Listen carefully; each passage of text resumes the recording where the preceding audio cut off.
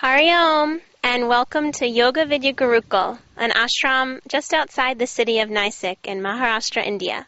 And we're here today with some of our teacher training students, and they've just recently completed their teacher training course here at the ashram.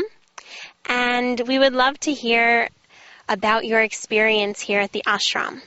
And in particular, we'd love to know the difference between some of the practices and your schedule and what you're doing here at the ashram in comparison to something that you're doing at home. So a new experience you've had being here at the ashram. Hi, I'm Simone. I'm from Brazil. And for me, the most different thing was the discipline that I don't have at home. So we were practicing every day, two hours in the morning, 2 hours in the evening, and we were chanting mantras and really getting to the yoga lifestyle, the food, no sugar. So all the discipline necessary to be a real, to go in the yoga path, I don't have at home. So it was a wonderful experience. So Simone said that there's a lot of discipline here at the ashram.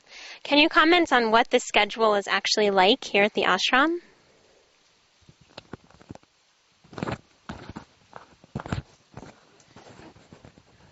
For me? Hi, I'm Ellie from the United States. The schedule here is pretty consistent. We wake up at 5 a.m., unless you're doing karma yoga and you're making the tea in the morning for everyone else here in the ashram, then you're up at 4:30 a.m. Our first yoga class starts at 6 a.m., goes till 8, and then we do another hour of karma yoga, which is an amazing experience. And then we have breakfast at 9, and some more karma yoga. No. Then we have our first class, and then a second class, a small break in between, and then lunch about 12:30. Anyone else want to? I'm Israel, but from Brazil, not from Israel. And there's a fun name. All right, and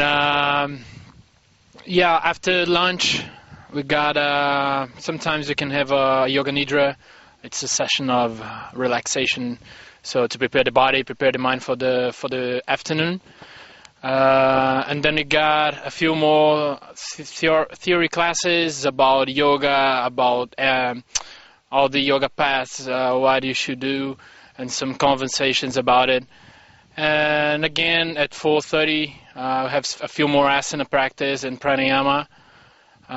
Going to the 6:30 when you have the Havan. It's rolling every day as well, so it's a ceremony, it's a meditation practice. And after that, we go for dinner at 7 p.m. And during the night, sometimes we have a bit of free time to do our own self-study or to do our stuff that we have to do for the course. Or sometimes we also finish the day with some storytelling or mantra chanting or... Anyway, we're always, the shop is open, so a bunch of people go meet in the shop and just to have some talking, and that's all about it. Like we spend, like the day is pretty full, so we always have something to do. What is great because it keeps our mind busy, keeps our body busy, and I think it's just a great experience because you go deep into the yoga lifestyle, like in a way that it's impossible to do if you're living in your hometown. If you have all the other stuff in your head, like your job or other concerns, like you cannot focus really on what's going on in here. So I think it's pretty worth it to live. And as we sleep, just a few hours. I mean, like we wake up early. You don't sleep a few hours. We wake up early. So the day like is lived in a full aspect. Practicing a lot of yoga over the past month. What would you say has been like the biggest challenge for you? Hi guys, I'm Marley. I'm from Holland. And my biggest challenge was to be kind to myself. So listen to the body. Don't go for 100%. Just when it doesn't feel good, just back off. Give 70%. I'm still working on that. So they have an amazing oil in the shop that a lot of people here bought for their sore body sometimes. But no, my biggest challenge was just being kind to myself. I think, to turn inwards, to really listen to like the voice inside. Yeah, that was my biggest challenge, and I think I did a pretty good job.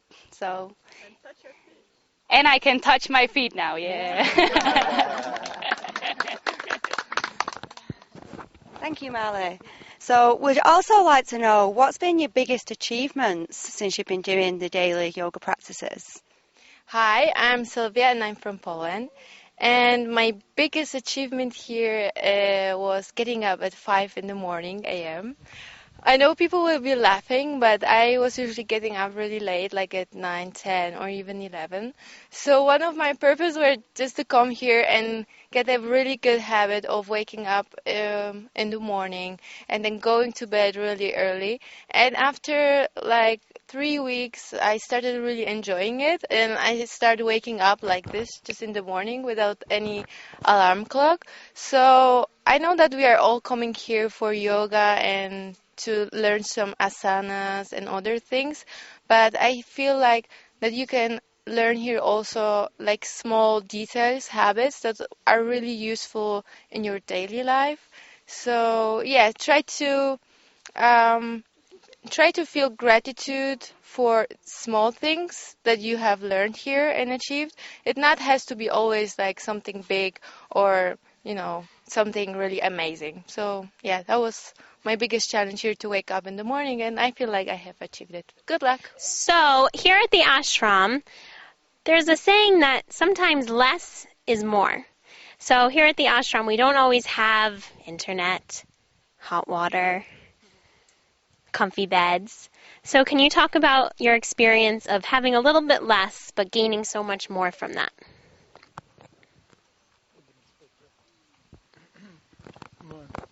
Chelsea.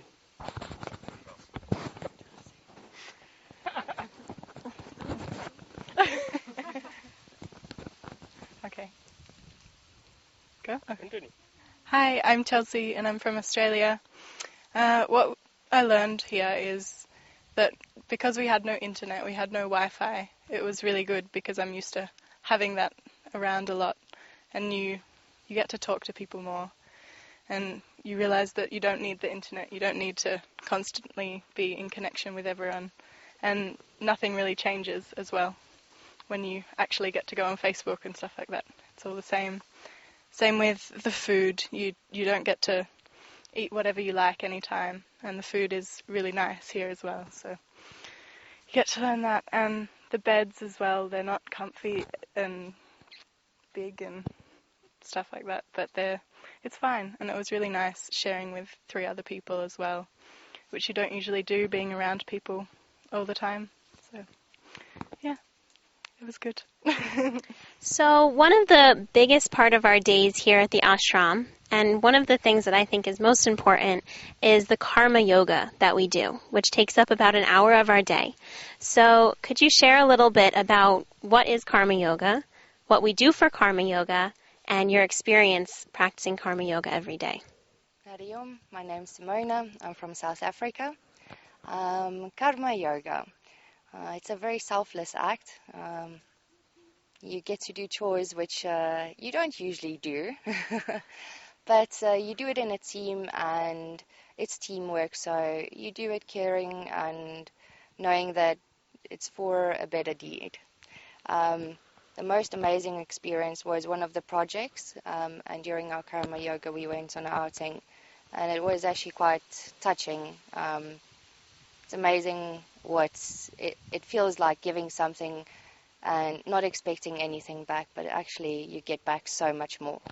So karma yoga, it gets done quite a lot every morning, and it's from painting beds to helping in the kitchen, sweeping the walkways. So it's basically the chores that you don't get to do at home, and here you get to do it and you don't even think about it, and it ends up being fun, and you get full of paint. So yeah. So here at the ashram, we take part in a lot of silence days so we can really reflect on our inner selves. How would you say that this has had an impact on your journey here? Hariom, I'm Tracy from Singapore, and on our silence day, practically is basically just talk to yourself and nobody else. And what I learned from my silence day is that I understand so much more about myself. And if you get frustrated, you get emotional, you get all sorts of feelings during your silence day, there's a fire temple here, which is a silent room. You can go there and just talk to yourself. And I learned so much from that silence room. Okay, I reconnect with myself. I find a lot of answer of my life there, which not everyone can give you an answer of your life. You have to find that answer out yourself and just look inside of you. And sometimes the answer is actually deep down inside. There's too much noise around you that actually covers up the sounds inside your heart. But if you really go on silence, you can really hear that inner voice that is hidden within you, and you'll basically find lots of answers that you're actually looking for around the world, but it's actually still within you. Thank you.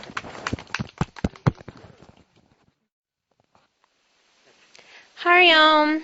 So we're back with some more students from our recent teacher training course. And again, students from all over the world are here at our ashram. And we'd like to ask these students about the differences between what's practiced here at the ashram.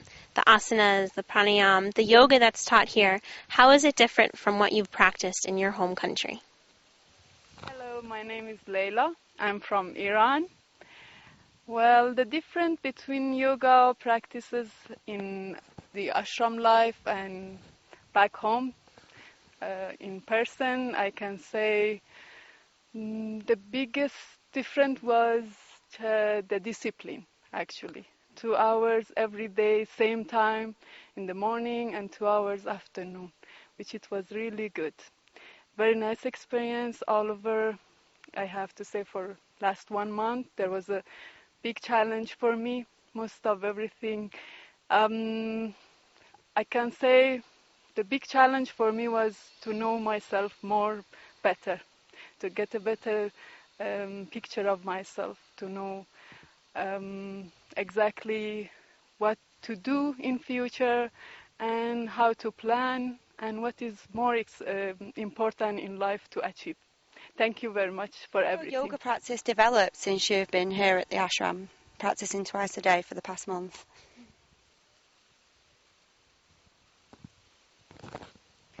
Well, my yoga practice has developed a lot. It's gone from almost non-existent to very existent.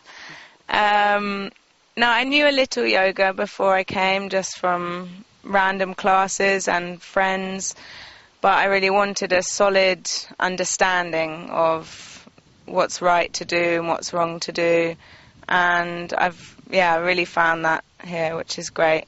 I really like the emphasis on not pushing yourself. You know, yoga shouldn't be about trying to achieve the best pose possible. It's actually about yourself and how much your body can take. So I think that's a really important lesson that I'm going to take away and try to share with other people. And it's not only about the poses, It's been really exciting for me to learn about all the different yogic philosophies there are and all the different techniques. The fact that it's not just asanas, positions, because that's all I really knew about before. I think I knew there was more, but I wasn't expecting to learn so much about all the other techniques, some that are more powerful than asanas, like pranayama. So, it's been great. Where are you from? From England, south of England. Yeah. So as part of the teacher training course, something that you have to do is micro lessons in preparation for a final exam in which you're teaching. So could you share a little bit about how the structure of the course in terms of preparing micro lessons to prepare you for actually teaching yoga has given you confidence in that whole process? Hello, my name is Vaibhavi and I'm from Mumbai. Preparing micro lessons, I think this is the best technique which they have, included in the sessions, because not everyone is very comfortable talking in front of others. So micro lessons really help. Micro lessons are basically short and hour lessons where we all of them practice with one-on-one interaction. So I think that builds up the confidence, and it helps us to revise what we are going to teach. It helps us to plan our lessons better. So I think it's very helpful. And could you share something about ashram life or being a part of this course that was very challenging, that you weren't expecting, whether it was all the mosquitoes or showering out of a bucket, the schedule, whatever it was that was a challenge for you coming to the ashram? Hi, I'm Dario from Italy. So in regards to what might be the biggest challenges, I found that I adapted pretty easily to almost all the aspects of ashram life. Some people might find the hard bed difficult, waking up early too difficult, the lack of hot water. No, there is hot water. In my bathroom, no. It wasn't working for most of the times, but that was okay. No problem for me. I'd have to say the silence days. But, it's not a difficult aspect really of the experience you might have here. Depends what you're most accustomed to. What's your biggest attachment, I'd say. I left some bad habits at the door, and that wasn't a problem from day one. Smoking, for example. Not allowed to smoke here, and haven't felt the need, nor have I missed it so far. So, yeah, so far so good. So it's my third visit here at the ashram, and I found the most challenging thing was sharing a room with other people. Because I'm such a light sleeper, I found that aspect, I'd be waking up all the time, so I'm not getting enough sleep. How have you found sharing a room? I can't wear them. No, they're so uncomfortable. So I'd like to know if you got different experiences of sharing a room. Maybe you love it. Maybe you like that kind of. That's why silence was very difficult for me, and not being able to talk. Yeah, no, it depends on the people you have in the room, I guess. So most of the times it was nice, and just for a couple of hours during the day it wasn't very nice, especially when someone in the room was waking up and making a lot of noise. And it depends how light a sleeper you are. Yeah, I'd been in hostel earlier too, so for me it was not a challenge. So it was actually good wherein I had roommates from various continents, so it was really a good experience for me. And it's being, I feel, be open without any notion about anyone and just accepting everything as it comes. So for me it was easy to adjust and socialize. That's my experience. Thanks. And one final question. How did you find the teachers here at the ashram?